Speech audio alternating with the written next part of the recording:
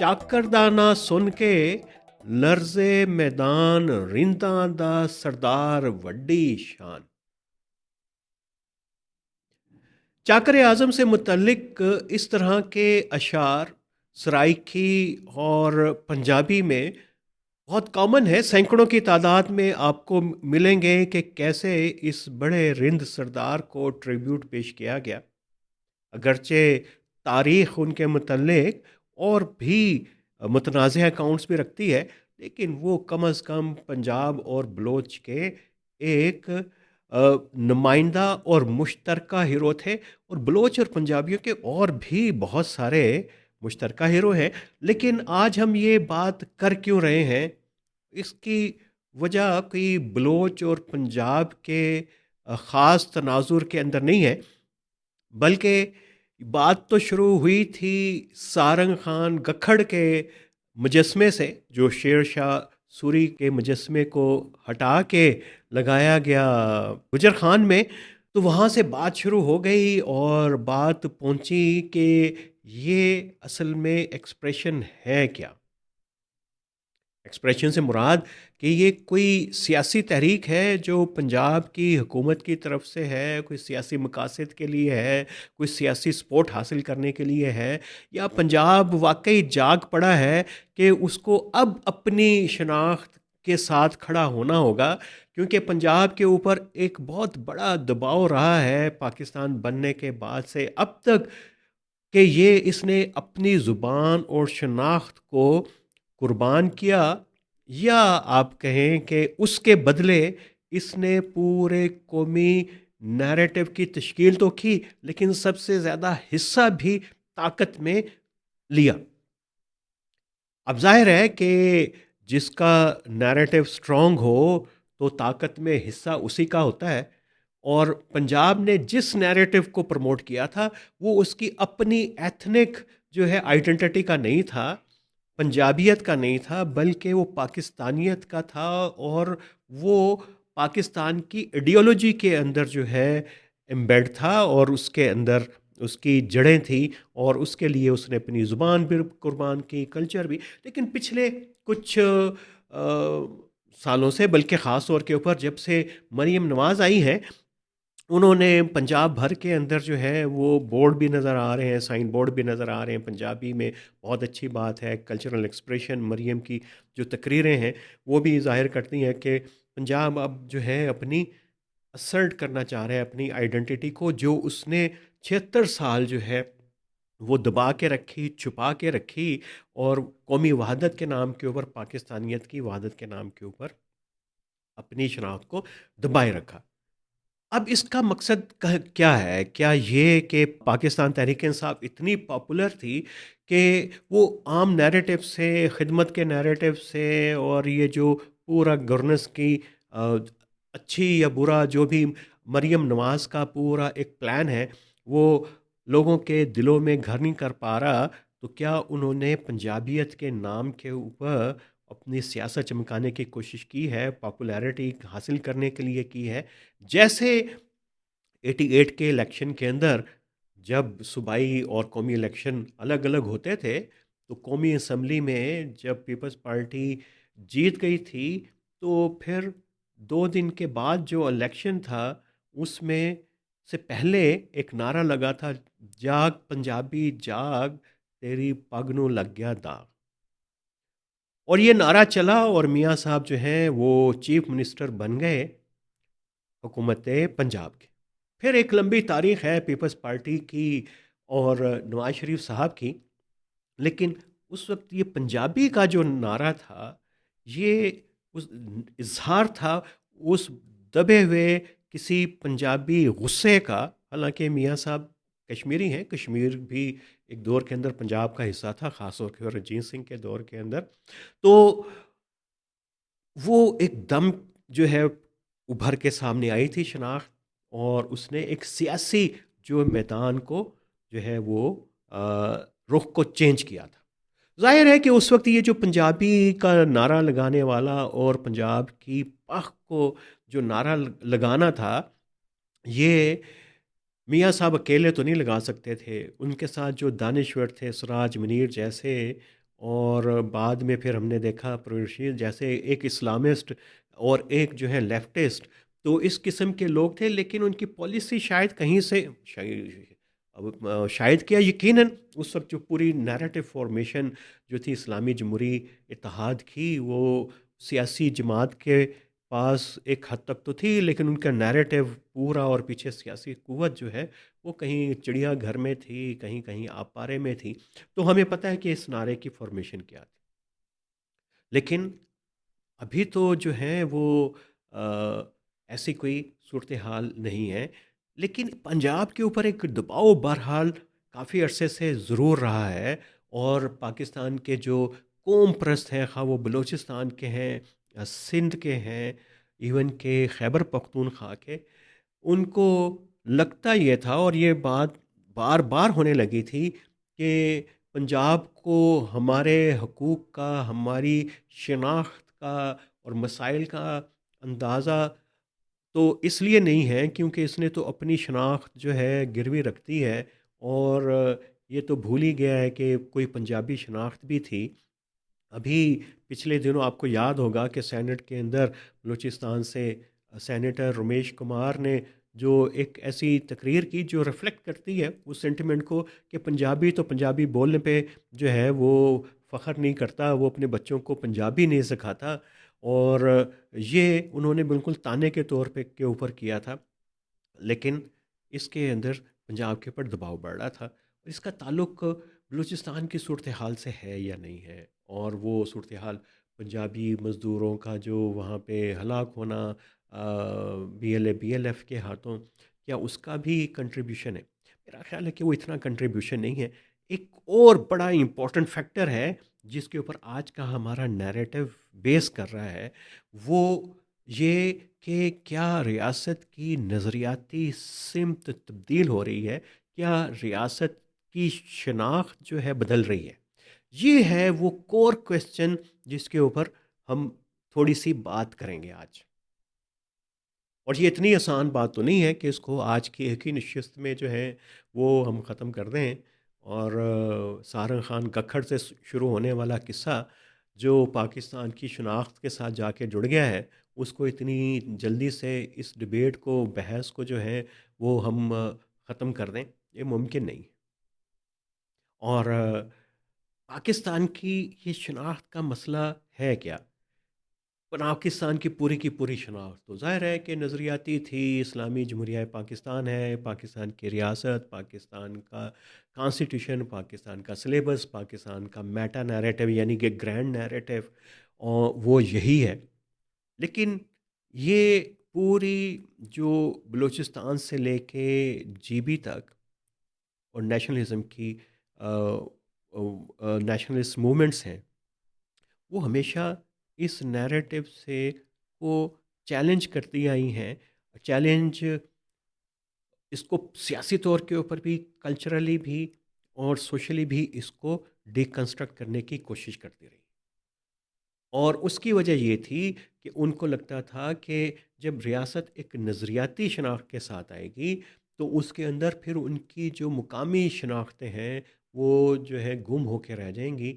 और पाकिस्तान के अंदर ये जो बलूचिस्तान की इंसर्जेंसी है, जो केपी के अंदर है, और ये सिंध के अंदर अभी भी बावजूद के हैवी जो अर्बनाइजेशन है और पॉलिटिकल मेन स्ट्रीमिंग के बावजूद जो दबा दबा सा गुस्सा, और वो साउथ पंजाब के अंदर भी कभी मुंतकिल होता है, तो वो बुनियादी तौर के ऊपर इसी आइडेंटिटी से कंस्ट्रक्ट के साथ जुड़ा हुआ है। और पिछले कुछ महीनों से हम देख रहे हैं, बल्कि एक साल से ज़्यादा इसको हो गया है, कि रियासत बड़ी गौर कर रही है कि दुनिया कहीं पे जा रही है, दूसरी सिमत में जा रही है, मुस्लिम ममालिक चेंज हो रहे हैं, लेकिन हमारे यहाँ कुछ मसाइल बड़े गंभीर हैं जिनको हम रिजॉल्व ना किया तो ये हमारे लिए चैलेंज करते आएंगे। अब हमें ये नहीं पता कि रियासत जो अपनी शनाख्त है वो उसको तब्दील कैसे करना चाहती है। क्या वो इबाम ख़त्म हो गया है? कि वो बात जो पहले सारी सियासी क़ुव्वतें कौम परस्त करते थे, वो उसके ऊपर उसको लगता है कि एक हमें नई शनाख्त बनानी पड़ेगी, एक नया सोशल कॉन्ट्रैक्ट करना पड़ेगा, जिसमें सबकी शनाख्तें जो हैं महफूज हों, और उसमें कॉन्स्टिट्यूशन को रिवाइज नए सोशल कंस्ट्रक्ट को जो है वो इवॉल्व किया जाए। शायद कहीं न कहीं पे ये एहसास है, ये कुछ जो पॉलिसीज़ हैं, उनके रिफ्लेक्शन से नज़र आता है। जो मज़हबी इदारों के ऊपर दबाव बढ़ा है, जो कुछ टीएलपी जैसी जमातों के साथ हुआ है, और बहुत सारी चीज़ें ऐसी हुई हैं हालिया दिनों के अंदर कि रियासत ने मज़हबी जमातों से कोई ज़्यादा मदद नहीं ली।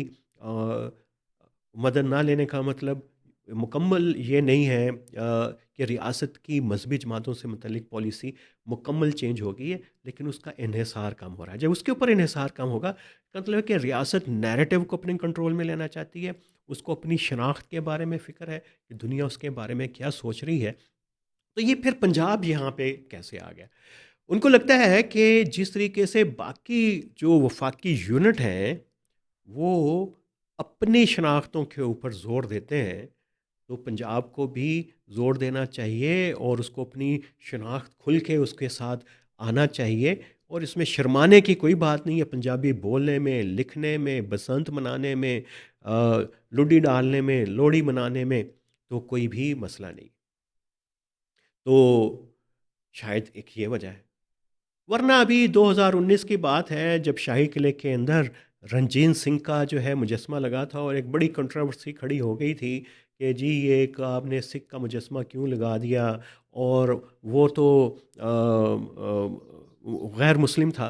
हालांकि रंजीत सिंह के बारे में पता है कि उसकी एक पूरी तारीख है, उसने पहला हुक्मरान था जिसने ग्रेटर पंजाब की जो है बुनियाद रखी थी, और एक बड़ा सेकुलर था। उसने कन्वर्जन के ऊपर जो है वो बहुत सारी पाबंदियां जो हैं वो फोर्स कन्वर्जन पे पाबंदियां लगाई थी। उसका पूरा आउटलुक सेकुलर था। लेकिन चूंकि हिस्ट्री है, और हिस्ट्री जो है बड़ी अजीब है, और जिसमें पाकिस्तान पंजाब ने जो है अपनी शनाख्त रंजीत सिंह की वजह से भी, और बहुत सारे इस्लामी मसाइल मसाइल नहीं, हक़ाइक़ की वजह से भी, शनाख्त के हक़ाइक़ की वजह से भी कंप्रोमाइज़ किए थे, क्योंकि उसको लगता था कि अगर मैंने अपनी शनाख्त के ऊपर ज़ोर दिया, तो फिर जो उसका सबसे पहली कन्फ्रंटेशन होगी, वो होगी जो हमारे पख्तून हैं, खैबर पख्तूनख्वा है, और फिर अफ़गान्स हैं। और एक दौर तक तो अभी पिछले 2 साल पहले तक अफ़गानिस्तान की जो हमारी पॉलिसी थी, एम्बेडेड थी रियासत के इस नैरेटिव के अंदर। तो रंजीत सिंह को भी हमने पसे-पुश्त रखा, क्योंकि उसने कांकर किया था पेशावर को, और उसने हैवी टैक्सेशन वहाँ पे की थी। और ज़ाहिर है कि जो हमारे पश्तून भाई हैं, उन दानिशवरों, उनकी तो अपनी रिज़नमेंट है, और ये क्लैश जो है यहाँ पे होता है। लेकिन ये बड़ी बड़ी दिलचस्प बात है कि पंजाब के और खैबर हमारे जो पश्तून हैं, पख्तूनख्वा के, उनके यहाँ तो एक इशू है, क्लैश है, और हिस्ट्री के ऊपर और हीरोज़ के ऊपर। लेकिन ये क्लैश जो है वो बहुत कम जो है वो रहा बलूचिस्तान के साथ, बल्कि बलूचिस्तान के पंजाब के हीरो कॉमन थे। राय मोहम्मद ख़ान खरल के साथ जो लोग खड़े हुए थे ब्रिटिश के ख़िलाफ़, उसमें भी बलोच थे। और जो चिड़ियाँ की जंग जो थी, उसके अंदर भी बलोच थे। बड़ी कॉमन ट्रेड्स हैं। मैंने इसलिए सरदार चाकरे आज़म के मुतल्लिक एक आपको शेर सुनाया। तो इस तरह के बेतहाशा शेर जो आपको हैं, शायरी यहाँ पे मिलेगी कि कितना कल्चरली एम्बेडेड यहाँ पे है। सिंध और पंजाब के भी हीरोज़ बड़े कॉमन हैं। हीरोज़ हैं पंजाब और सिंध के सूफ़ी बुज़ुर्ग। सारंग वाली जो और शेर शाह वाली जो पूरी हिस्ट्री है, वो तो एक पूरे एक सियासी उसका लड़ाई का तनाजुर है। और पंजाब का और सिंध का जो ताल्लुक़ जुड़ा हुआ है, वो सूफिया से जुड़ा हुआ है। और अभी भी आप देखते हैं जो लोग जो सचल सरमस्त पे जाते हैं, सेवन शरीफ जाते हैं, जो अब्दुल्ला शाह गाज़ी के मज़ार पे जाते हैं, ये पंजाब से भी बड़े लोग जाते हैं। और जो सखी सरवर से लेके दाता साहब के उर्स में, मियाँ मीर के उर्स में, और फिर बरी इमाम तक, पूरे पाकिस्तान से, सिंध के और बलूचिस्तान के कुछ जो अज़ला हैं, लसबेला से और झलमक्सी से लेके, उनके अकीदतमंद मानने वाले आते हैं, और ये जुड़े हुए हैं उस रिश्ते के अंदर। लेकिन हमारी एक पूरी एक सियासी तारीख जुड़ी हुई है अफ़गानिस्तान के साथ, हम उसके नैरेटिव के अंदर नहीं जाएँगे। वहाँ से भी आए, अब अली हजवेरी भी आए और बहुत सारे जो हैं सेंट्रल एशिया से सूफिया भी आए, हुनरमंद भी आए, शायर भी आए। लेकिन वो उनका इन्फ्लुएंस पंजाब के अंदर है, उन्होंने भी जुड़त कई काम काम किया यहाँ पे और सिंध को जो है कनेक्ट किया पंजाब के साथ। लेकिन सबसे अहम बात ये है कि पाकिस्तान के 76 साल के अंदर हम अभी तक अपनी शनाख्तों को लेके बहुत हसास हैं, अपनी एथनिक शनाख्तों को लेके। और दुनिया की तारीख में जो है वो अ, कोई मुख्तलिफ तारीख होना कोई अजीब बात नहीं है। एक ख़ानदान के अंदर भी बड़े बिटर किस्म के एक्सपीरियंस होते हैं, लड़ाई भी है, सुलह भी है और एक माज़ी बहरहाल होता है। लेकिन उस माज़ी के साथ फिर हम सब एक दूसरे के साथ रहना शुरू कर देते हैं। हमसायों में भी लड़ाई होती है, लेकिन लड़ाई के बाद जो है वो फिर जो है वो एक दूसरे को बर्दाश्त बल्कि मिल के रहना शुरू कर देते हैं, सेलिब्रेट करना शुरू कर देते हैं। ये रवैया हमने बहैसियत मजमूई अभी तक जो है इख्तियार नहीं किया। ना तो ये एक आम आदमी का रवैया है, ना रियासत का, ना यहाँ की सियासी जमातों का, ना यहाँ के कौम परस्तों का। आइडेंटिटी के ऊपर जो है हमारा फोकस जो है वो बहुत ज़्यादा है। और ये आइडेंटिटी लगता है कि उनको इस वफाक जो है जो पाकिस्तान है, उनको उसमें से कोई ज़्यादा हिस्सा मिल नहीं रहा।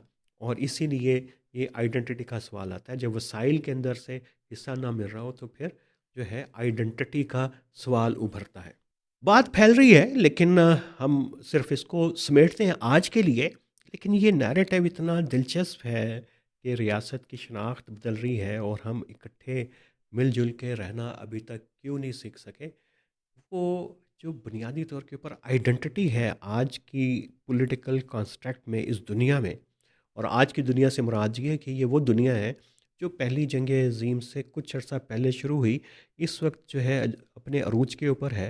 ये पूरी नेशन स्टेट यानी कौमी हुकूमतें जो हैं वो कहीं ना कहीं पे ये जो तस्वर है इम्बेड हो गया हुआ है हमारी जमहूरियतों के अंदर, हमारे स्टेट स्ट्रक्चर के अंदर। अथॉरिटेरियन स्टेट्स भी हों तो वो भी कौमी रियासतों की शक्लें इख्तियार कर रही हैं। तो ये आइडेंटिटी जो है वो पॉलिटिकल कंस्ट्रक्ट करती है। और रियासत पाकिस्तान को ये पता है कि जहाँ पे आइडेंटिटी का सवाल उभरता है तो आइडेंटिटी एक कौम परस्ती में बदलती है। एक कौम परस्ती जो है वो इंसर्जेंसी में भी बदल सकती है और अल्टीमेट उसका ऑब्जेक्टिव जो है सेपरेशन होता है। तो अब आपको पता चला कि रियासत जो है पहले मजहबी आइडेंटिटी पे क्यों जोर देती रही थी और दबाती रही थी इलाक़ाई शनाख्तों को और सूबाई शनाख्तों को। उसके पीछे ये जहन कार फरमा था। इसके लिए आपको बेतहाशा लिटरेचर इसके ऊपर मिल जाएगा इसको पढ़ने के लिए। लेकिन अभी क्या उसको लगता है कि पंजाब अगर अपनी आइडेंटिटी पे जो पाकिस्तान का सबसे बड़ा आबादी के एतबार से यूनिट है, तो वो अगर अपनी आइडेंटिटी पे एथनिक लिंग्विस्टिक कल्चरल आइडेंटिटी पे जोर देगा तो एक कोहिजन पैदा हो जाएगी। और बाकी जो छोटे जो हमारे यूनिट हैं, इकाइयाँ हैं, वो महफूज तस्वर होंगे क्योंकि बड़ा जो है उसने भी अपने आप को पहचान लिया है, अपने आप को मान लिया कि मैं असल में मैं ये हूँ। और बाकी भी कंफर्टेबल फ़ील करेंगे और वो अपनी शनाख्त पे ज़ोर देगा बड़ा, तो वो फिर छोटों की शनाख्त का भी ख्याल रखेगा। क्या ये रियासत का नया पैराडाइम है चीज़ों को देखने समझने का? ये देखेंगे हम आने वाले दिनों में कि ये कितनी हकीकत के ऊपर मबनी है। लेकिन के अज़ीज़ की किताब तो मेकिंग ऑफ पाकिस्तान उसको ज़रूर देखिएगा। वो पूरा पाकिस्तान की जो प्रोसेस था, थॉट प्रोसेस था इसके बनने का और यहाँ तक आने का, जब तक वो थे तो उसमें आप देखेंगे कि कैसे पाकिस्तान की आइडेंटिटी बनी, कल्चरल आइडेंटिटी कैसे डेवलप हुई सर सैयद अहमद ख़ान से। फिर जो है वो पॉलिटिकल ऑर्गेनाइजेशन उसकी मुस्लिम लीग बनी। फिर जो है हकूक़ की बात शुरू हुई और हकूक़ की बात जो है वो फिर सेपरेट पाकिस्तान की स्टेट के सूरत के अंदर निकली।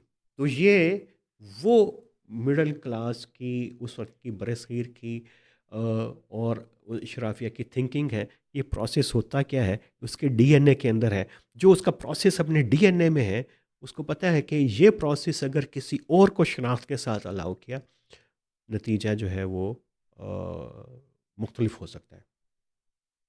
लेकिन ये कोहिजन है और ये जो नई शनाख्त है, नया सोशल कॉन्ट्रैक्ट है, ये डिबेट आने वाले दिनों में ज़्यादा उठेगी, कॉम्प्लेक्स होगी। और ये जो सारंग, खान, गखड़ और शेर शाह सूरी जैसे जो मसाइल हैं, ये अभी और उभरेंगे। और अच्छी बात है कि रंजीत सिंह के बारे में भी बात हो, अहमद शाह अब्दाली के बारे में भी बात हो, फिर नादर शाह के ऊपर भी हो, फिर हमारे कॉमन हीरोज़ के ऊपर भी हो, ताकि चीज़ें आएँ और हम एक दूसरे को कबूल करना, एक्सेप्ट करना सीखें। और जब तक हम एक दूसरे के को बर्दाश्त करना नहीं सीखेंगे, बेशक हमारा माज़ी कितना एक दूसरे के बारे में तल्ख़ क्यों ना हो, उसको जो है भुलाने से चीज़ें ठीक नहीं होंगी, बल्कि उसको सामने ला के डिस्कस करके रैशनली उसको रिज़ॉल्व तो नहीं हो सकते, लेकिन ये इतने ओपन हो जाएँ, इतना उसके ऊपर डिबेट हो जाए कि फिर आपको इस के अंदर जो छुपी हुई इसकी जो बारूद है, इसके अंदर जो ज़हर है, वो निकल जाए और हमारे लिए ये सारी चीज़ें नॉर्मल हो जाएँ। बहरहाल ये प्रोसेस है, ये सोशल मीडिया के डोमेन में हो, पॉलिटिकल डोमेन में हो, पब्लिक ओपिनियन की, तो अच्छा है। इसको वायलेंस की डोमेन में नहीं जाना चाहिए और इसको जो है सियासी हथियार नहीं बनाना चाहिए। ये फिर हम सब के ऊपर है कि हम इसको कैसे बरतते हैं इस चीज़ को। और आज के लिए हम इतना ही। बात तो आगे तक दिल कर रहा था कि की जाए, कि करेंगे आने वाले दिनों में, क्योंकि ये मौजू आपको और हमें बार बार अपनी तरफ बुलाता रहेगा। आज के लिए इतना ही। खुदा हाफिज़।